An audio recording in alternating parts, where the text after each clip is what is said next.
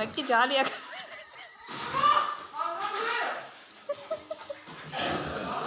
ஐயோ அவ்வளோதான் ஒரே மிரட்டேன் பம்பிட்டா. எதுக்கு மினி இப்படி மிரட்டுற லக்கிய? அவள் ஜாலியாக இருக்கும்போது ஒரே மிரட்ட மட்டும் அடக்கி உட்கார வைக்கிற நீங்கள்.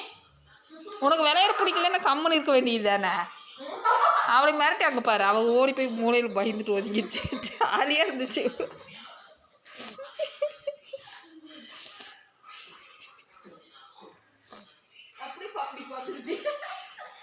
எப்படி லாங் ஜம்ப் பண்ணிட்டு வர? இங்கிருந்து கட்டிலுக்கு தவறா?